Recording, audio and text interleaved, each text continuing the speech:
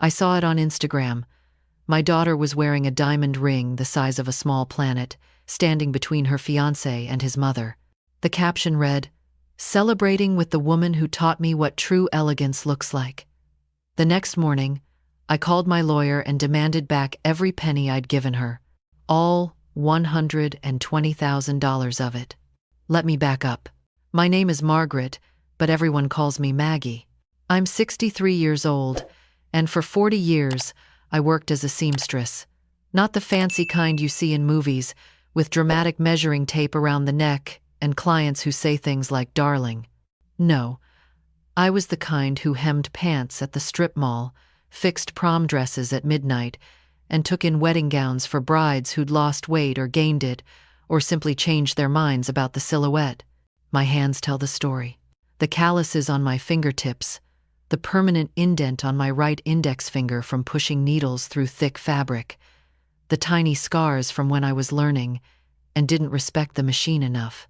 These hands raised my daughter Rachel after my husband decided that fatherhood wasn't for him and left when she was 3. These hands worked 3 jobs some months: morning shift at the bridal shop, afternoon appointments at home, and evening work at the dry cleaners doing alterations. Rachel was my everything. My reason for waking up at 5 in the morning. My reason for saying yes to the rush jobs, the difficult clients, the dresses that made my fingers ache. When she came home from school with straight A's, I'd frame them. When she made the debate team, I rearranged my whole schedule to attend every competition. When she got accepted to State University, I cried for 3 days straight.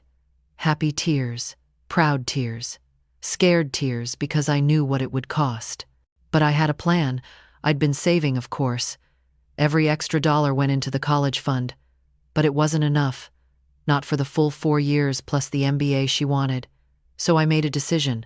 I sold my mother's house that I'd inherited, the small 2-bedroom where Rachel grew up, where I'd built my first sewing room, where every corner held a memory. I sold it and moved into a 1-bedroom apartment above a Chinese restaurant. The smell of garlic and ginger soaked into everything I owned, but it was fine. It was worth it. That gave me enough for her undergraduate degree. She thrived. Dean's List every semester, internships at good companies. I was so proud I could burst. Then came the MBA applications, top schools, expensive schools, Northwestern, Columbia, Penn. She got into all of them. She chose Penn. The tuition made my stomach hurt to think about, but I had one more card to play. My shop. Not the shop where I worked, but my own little business I'd built on the side. Maggie's Alterations and Custom Work. It was in a small space, nothing fancy, but it was mine. I had regular clients, brides who trusted only me with their mother's vintage gowns, businesswomen who needed their power suits to fit like armor, teenage girls who wanted their thrift store finds transformed into something special. I'd put 25 years into building that business. It was my legacy, my pride, my proof that I'd made something of myself despite everything. The business was valued at $120,000. Not much to some people, I know. But to me, it represented every stitch, every late night, every client I'd charmed and kept. I sold it. I sold it to a young woman who promised to keep the name, to honor the clients, to maintain the quality. I took that money and I wrote a check to the University of Pennsylvania. My hands shook. Not from fear, but from the weight of what I was giving up. Rachel hugged me so tight when I told her. She cried. She said, "Mom, I can't believe you did this for me. I'm going to make you so proud. I'm going to make it all worth it." And I believed her. God help me, I believed her with my whole heart. She graduated with honors, got hired immediately at a marketing firm in Manhattan, started at $75,000 a year, which seemed like an impossible fortune to me. She moved into a nice apartment in Brooklyn, sent me photos of the exposed brick and the trendy coffee shop downstairs. I visited once. She seemed nervous the whole time, kept checking her phone, said she had a work dinner she couldn't miss. I understood. She was busy, important, making her way in the world I'd never been part of. The calls became less frequent. Once a week became once every 2 weeks became once a month. She was busy, I told myself, climbing the corporate ladder, making connections, living her life. This was what success looked like. I should be happy. Then she met Christopher. I knew something was different when she mentioned him the third time we talked. Her voice changed, got softer. He works in finance, Mom, hedge fund. He's really brilliant. Went to Harvard. His family has homes in Connecticut and Martha's Vineyard.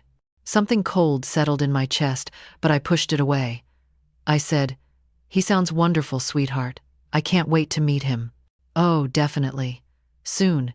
We're just so busy right now with work and everything." Soon never came. 6 months went by. Rachel posted photos on Instagram. Her at restaurants I couldn't pronounce the names of. Her at charity galas. Her in clothes I recognized as designer, even though I'd never touched fabric that expensive. And Christopher was in many of them.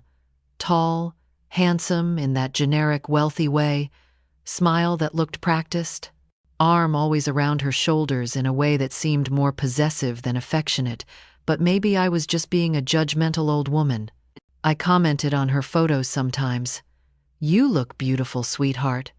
Or, "So proud of you." She never responded to my comments. Other people did.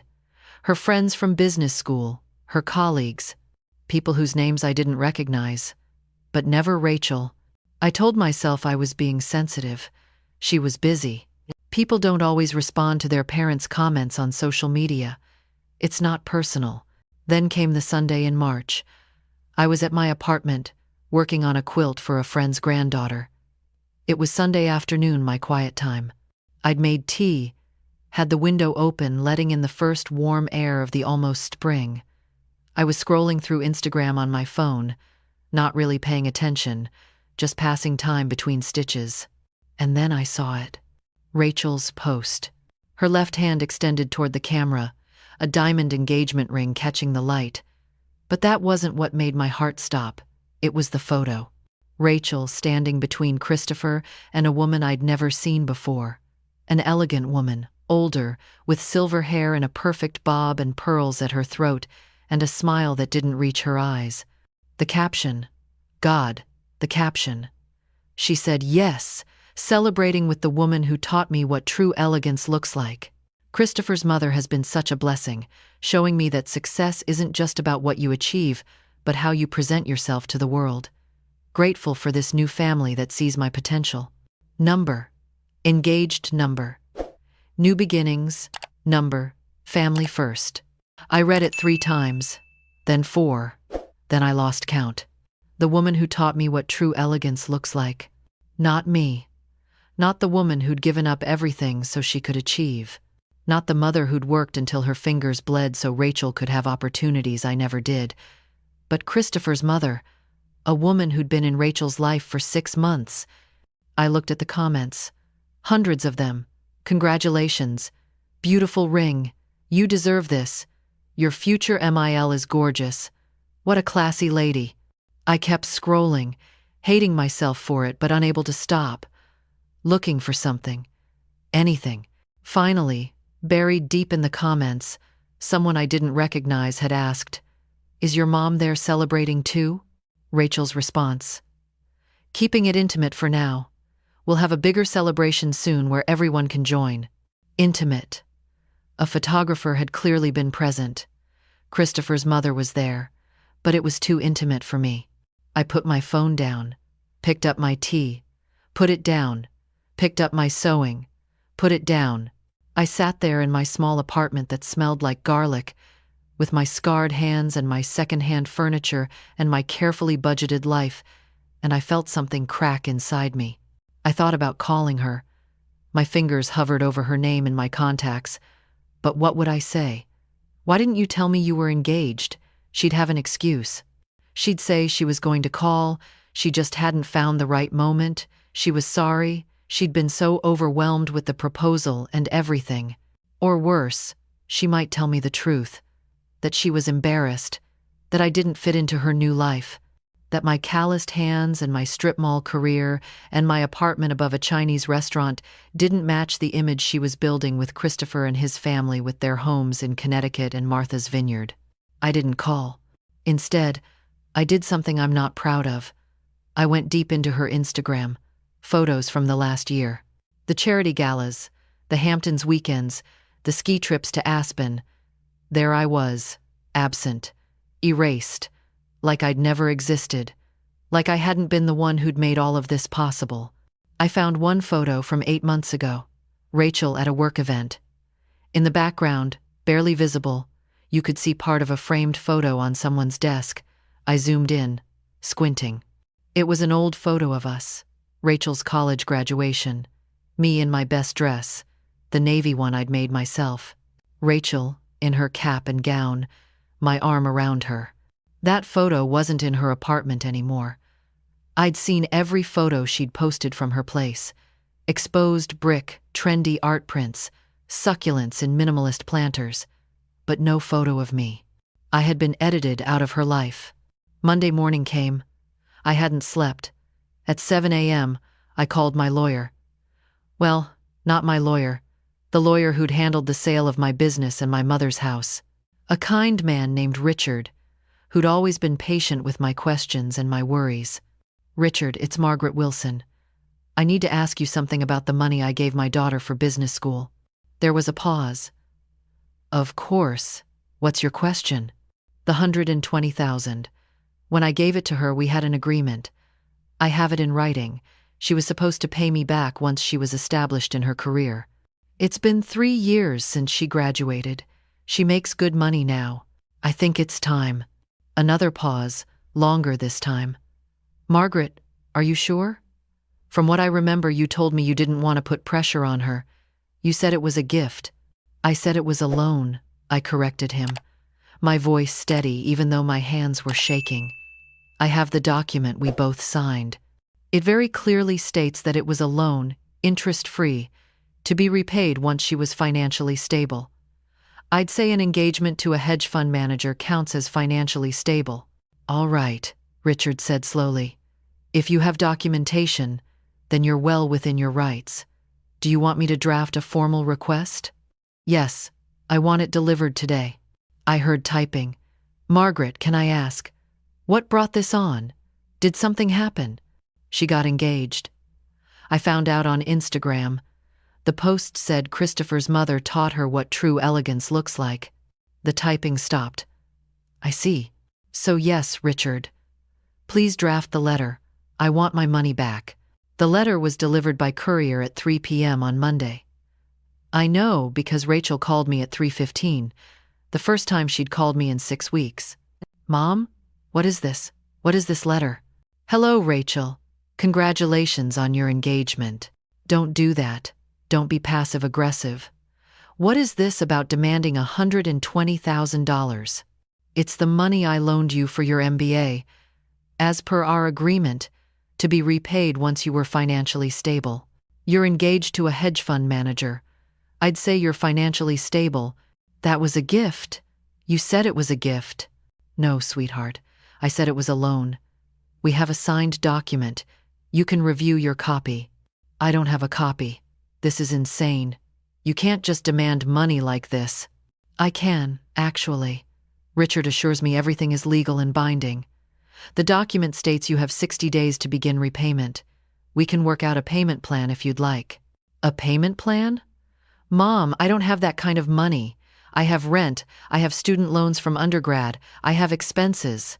You have a good job. You attend galas and take trips to Aspen. I'm sure you can manage. Those are work events.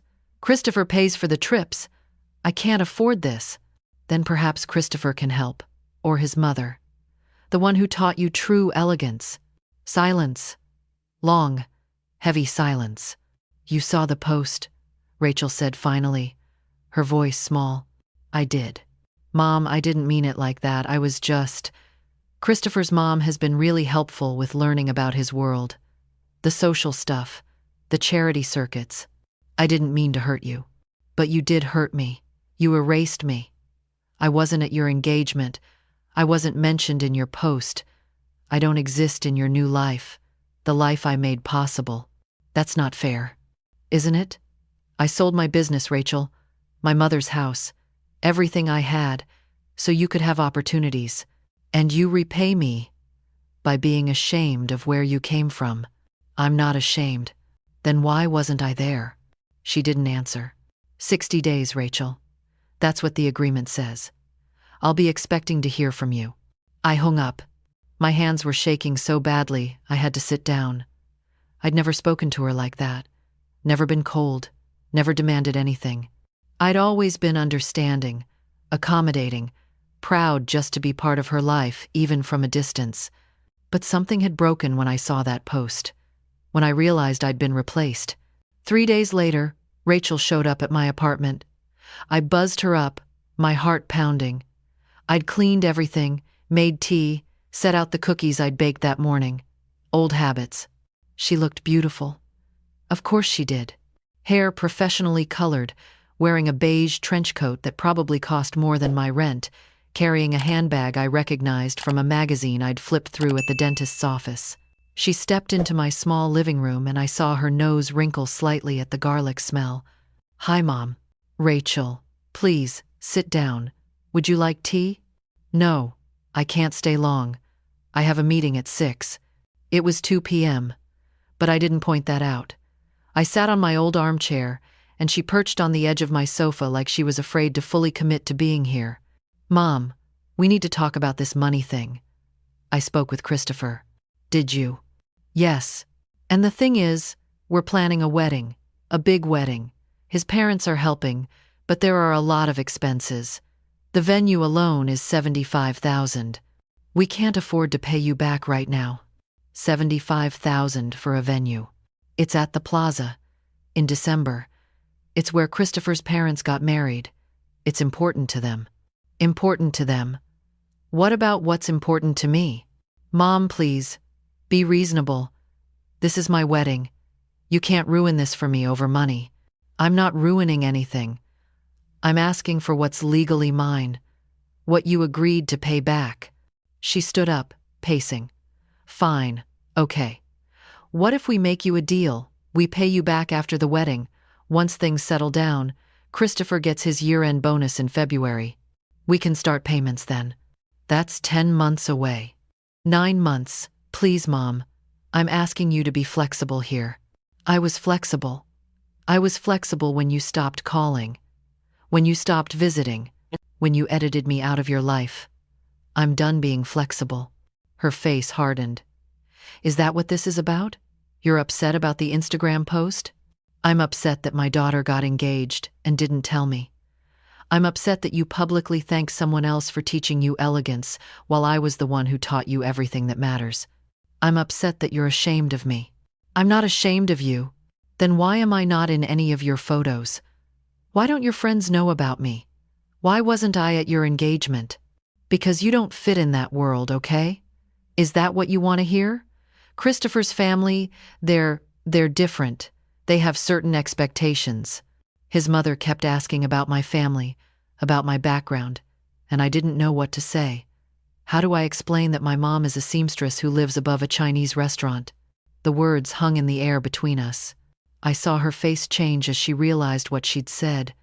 Saw the horror dawn. "Mom, I didn't mean." "Get out. Mom, get out of my home. You have 60 days. If I don't see a payment plan by then, Richard will take legal action." "You can't be serious. You'd sue your own daughter?" "You're not my daughter right now. My daughter would never be ashamed of where she came from. My daughter would remember that the woman who taught her real elegance was the one who showed her that hard work matters, that integrity matters, that family matters. Get out." She grabbed her expensive purse and left. The door closed behind her with a soft click, and I sat in my garlic-scented apartment and cried for the first time since I'd seen that post. 2 weeks passed. Silence. Then, on a Thursday afternoon, my phone buzzed with an Instagram notification. Rachel had posted again. It was a photo of a wedding dress. Not just any wedding dress. A Vera Wang, lace and tulle and detailed beading that must have taken hundreds of hours. The caption read, "Found my dream dress. Can't wait to walk down the aisle in this masterpiece. Thanks to my amazing future MIL for knowing exactly where to look. Number bride-to-be. Number wedding dress. Number Vera Wang." I stared at that photo for a long time. I had offered to make Rachel's wedding dress. Years ago, when she was in high school and we were watching some wedding show on TV, she'd turned to me and said, "When I get married, will you make my dress?" And I'd said yes. Of course, yes. It would be an honor. My ultimate creation. She'd never asked, never even mentioned it. And now she had a Vera Wang, courtesy of Christopher's mother.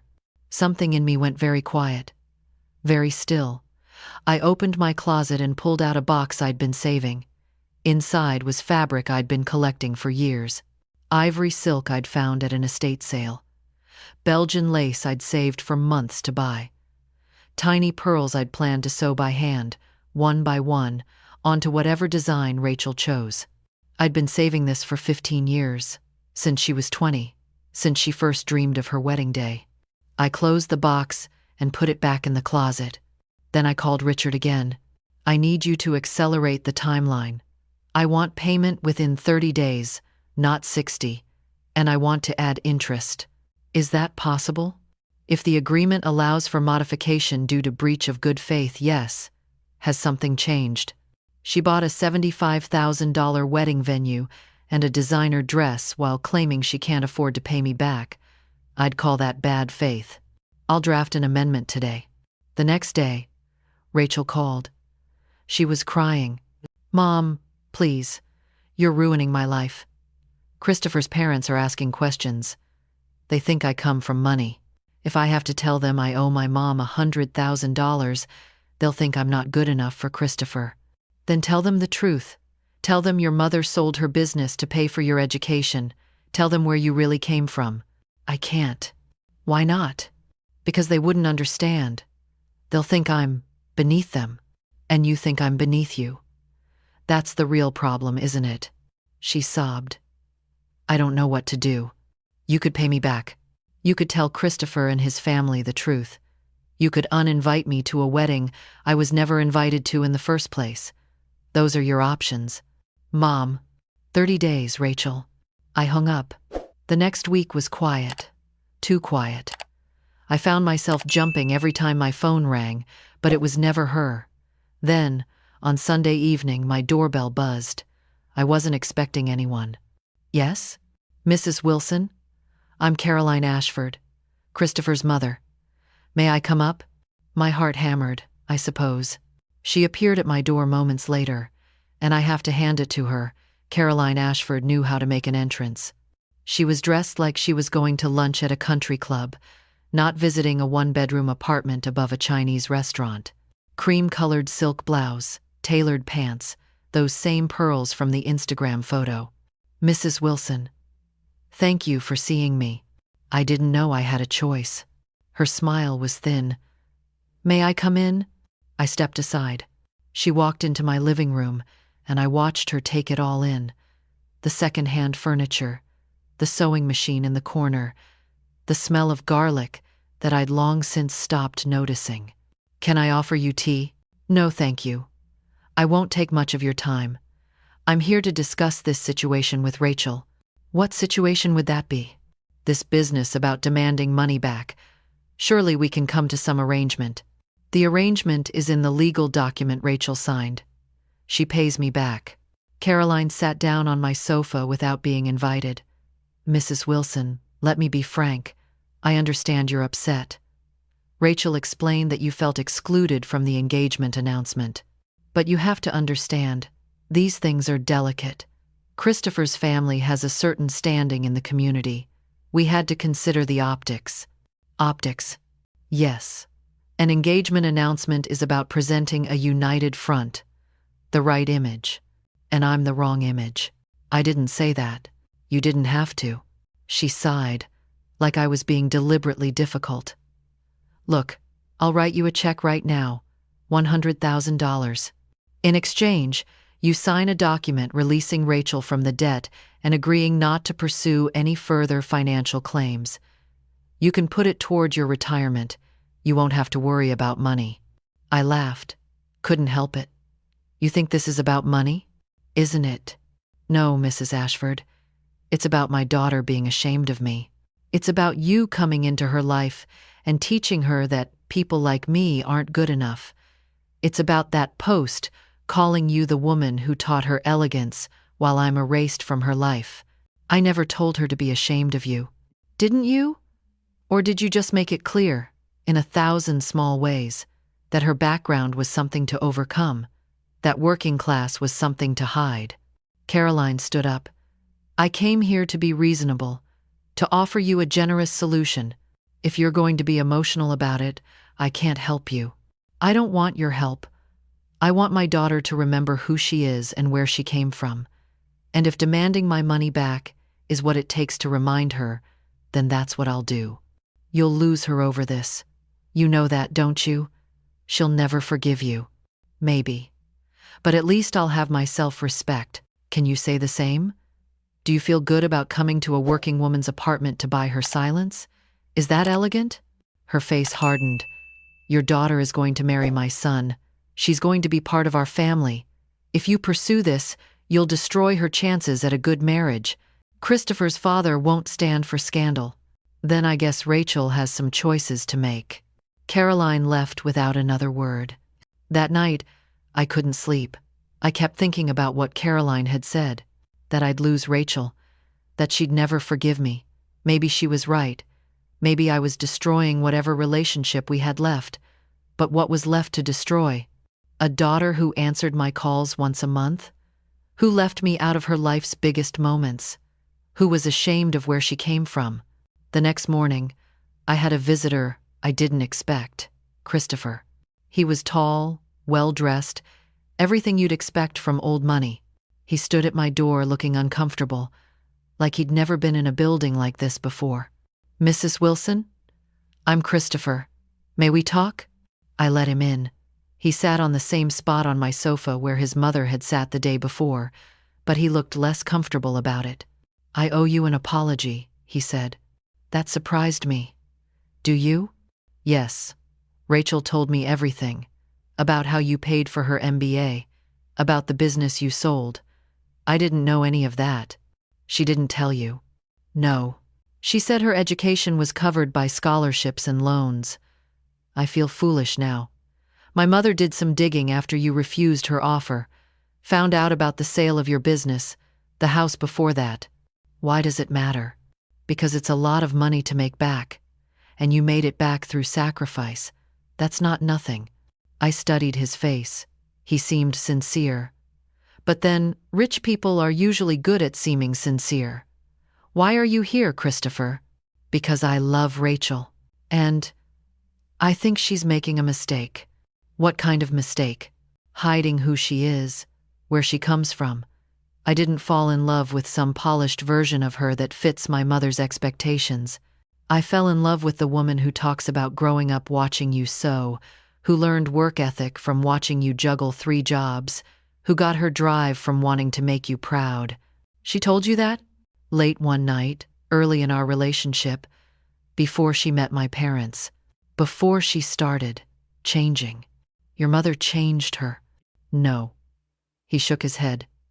"My mother showed her what she could be, but Rachel made the choice to become it, to leave behind the parts of herself that didn't fit, including me. Yes, and I think it's killing her. I think she's terrified that if my family knows the truth, they'll think she's not good enough. But Mrs. Wilson, I need you to know something. My family's money? My grandfather made it in steel. Came from nothing. Worked in the mills. My grandmother was a school teacher. We're 3 generations removed from working class. My mother seems to have forgotten that. Then why does she care so much about image? Because she married into the Ashford name, and she thinks she has to maintain it. But my father? He's the one who told me to come here today. He said if your daughter is ashamed of the woman who gave up everything for her, then she's not ready to be part of this family." I felt tears prick my eyes. "What are you saying?" "I'm saying I'm going to give Rachel a choice. She can pay you back, tell my family the truth, and marry me with everyone knowing exactly where she came from and being proud of it. Or she can keep pretending, keep trying to be someone she's not, and I'll walk away. That's an ultimatum. Yes. Because I won't marry someone who's ashamed of the best parts of themselves. And Mrs. Wilson, you're one of the best parts of her. Whether she remembers that or not. He left shortly after. I sat in my apartment, stunned. I hadn't expected that. Any of it. 2 days later, Rachel came to see me again. This time, she was different. She wasn't wearing designer clothes. She was in jeans and a sweater I recognized from college. No makeup. Hair in a simple ponytail. She looked younger, more like the daughter I remembered. "Mom, can we talk?" I let her in. We sat across from each other, the same positions as before, but the energy was different. "Christopher came to see you," she said. "He did. He told me what he said, about giving me a choice. And?" She took a deep breath. "I'm sorry. I'm so sorry, Mom. You're right. About everything. I was ashamed. I was ashamed of our apartment, of your job, of the fact that we didn't have money. And when I met Christopher's family, when I saw their world, I wanted to be part of it so badly that I convinced myself the only way was to pretend I came from somewhere else. Why, Rachel? Why wasn't I enough?" She started crying. "Because I spent my whole childhood watching you struggle, watching you work so hard, for so little. Coming home and finding you asleep at your sewing machine because you'd been working since dawn, wearing clothes you made because we couldn't afford to buy them. And I promised myself that when I grew up, I'd never struggle like that. I'd never have to work that hard. I'd have an easier life. So you married rich." "No. I fell in love with Christopher. But when I met his family, when I saw how easy their life was, I wanted that. And I thought the only way to have it was to erase where I came from. And now? Now I realize I erased the most important person in my life. The person who made me who I am. And Christopher's right. If I'm ashamed of you, I'm ashamed of myself. And I can't live like that anymore." She reached into her bag and pulled out a checkbook. "I don't have 120,000, but I have 25,000 in savings. It's my down payment fund. Christopher and I were going to buy an apartment after the wedding. But this is more important." She wrote a check and handed it to me. "It's a start. And I'll pay you the rest. It'll take time, but I'll pay you every penny." I looked at the check. $25,000. "Rachel. And I'm calling off the plaza wedding. We're going to do something smaller. Something we can afford ourselves. Something real." "What about Christopher's parents?" "Christopher told them the truth. About you, about how you paid for my education, about everything. His father thought it was impressive. His mother, she'll come around. And if she doesn't, that's not my problem anymore." I put the check down on the coffee table between us. "Rachel, I don't want your down payment money. Mom, we had an agreement." "We did. And you just kept it. You showed me that you remember what matters. That's all I wanted. I hurt you. You did. But you're here now. And you're being honest. That's what I needed." She moved from the sofa to kneel in front of my chair, taking my scarred, calloused hands in hers. "I'm sorry about the Instagram post. I'm sorry about not inviting you to the engagement. I'm sorry about the wedding dress. The Vera Wang?" She laughed through her tears. "I'm returning it. If you still have that fabric you were saving, would you make my dress? The way we always planned?" I pulled her into a hug, and we both cried. The good kind of crying this time. 3 months later, I stood in my apartment fitting Rachel for her wedding dress. The ivory silk I'd been saving, the Belgian lace, the tiny pearls I was sewing by hand, one by one, just as I'd always imagined. Christopher came by sometimes, sitting on my old sofa that still smelled like garlic, watching me work. He'd ask questions about the process, genuinely interested. His father came once too, a kind man who told me stories about his own father working in the steel mills. Caroline never came, but she sent a note, stiff and formal, saying she hoped there were no hard feelings, and she looked forward to the wedding. Progress, I suppose. The wedding was small. 30 people in a garden venue Rachel found in Brooklyn. No $75,000 ballroom. Just string lights and wildflowers and the people who actually mattered. And Rachel wore the dress I made. Every stitch sewn with love, with forgiveness, with hope for her future. During her vows, she said something that made me cry. She said, "I want to thank the woman who taught me what true elegance looks like. Not the elegance of pearls and country clubs, but the elegance of sacrifice, of working until your hands ache so your daughter can have more, of giving up your dreams so someone else can chase theirs. Mom, everything I am is because of you, and I'm done pretending otherwise." The guests applauded. I saw Caroline dab at her eyes with a handkerchief.